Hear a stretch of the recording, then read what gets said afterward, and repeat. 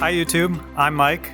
And I'm Kathy, and today we're here to talk about the promise and dangers of Web 3.0 technology. And we're doing it right here on YouTube, a Web 2.0 platform. And I've always wanted to say this, but first, make sure you smash that subscribe button. Have you ever thought how far the internet has come to a state where a machine could write essay, where we no longer know who owns the information we give away, let alone where our private data goes? Scary, isn't it? Today we will discuss the promise and pitfall of Web 3.0 technology and how it will change everything we do online, such as interacting through social media, running corporations, and transferring money. The new web will be decentralized and anonymous. This is a blessing and a course that we must navigate as Web 2.0 technology are replaced by the next iteration. To understand the future of the web, we must first understand the history of the web and the internet. What is the internet and where did it come from? You may think it started with the dinosaurs, but actually it started a few years later in 1969. The internet is a computer network, or network of networks, that was first activated as ARPANET, funded by the Department of Defense and implemented by researchers at 4 universities. Now, ARPANET had 2 purposes: to allow researchers the ability to use computers at other universities and to provide a proof of concept that a computer network could be designed to survive a nuclear attack.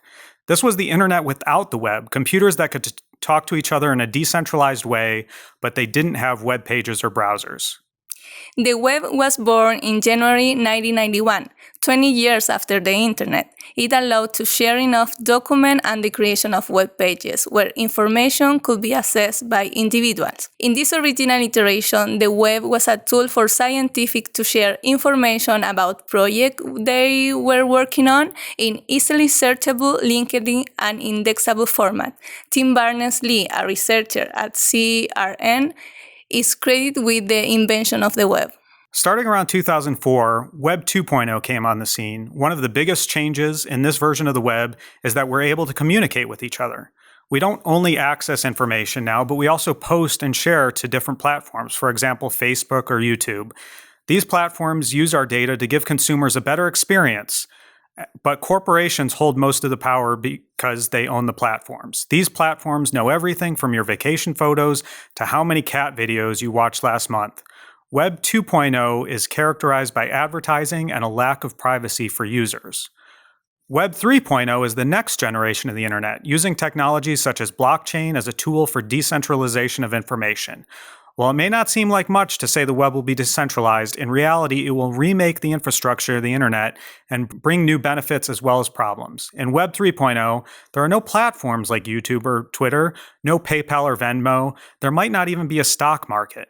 These platforms and institutions will no longer mediate our online interactions. In Web 3.0, platforms like Odyssey and Mastodon will replace YouTube and Twitter and allow users to share videos and short messages without a centralized platform.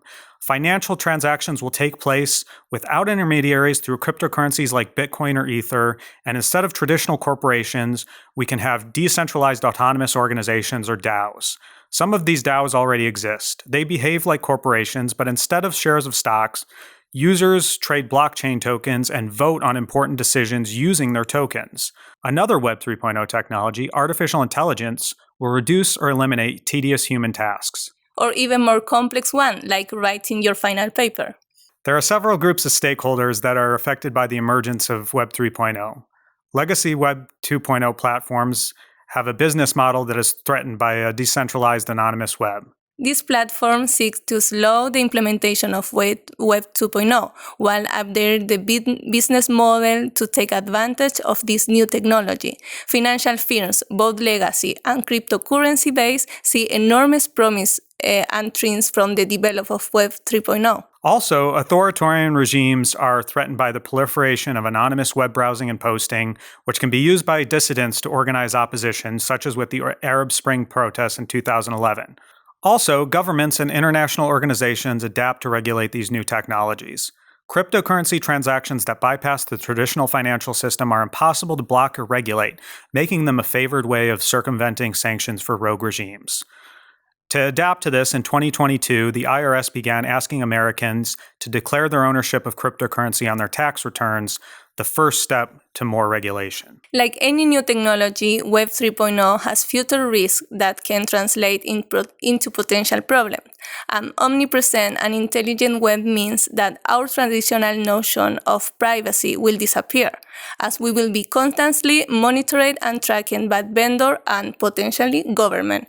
There will be secure risk, and it will be increasingly decentralized, making it increasingly difficult to protect it from attack due to the security gap in blockchain's network or smart contract.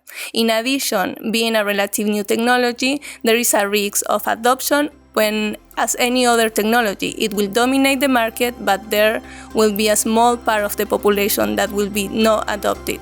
So now you know, Web 3.0 isn't about getting the latest spicy memes or a new TikTok dance. You should care about Web 3.0 because it will shape our future whether we want it to or not. Technology is not static, and being involved in the conversation about these new technologies is better than burying our heads in the sand. The future of the web will impact human relationships, how we work, and how we relax. It will impact everything we do.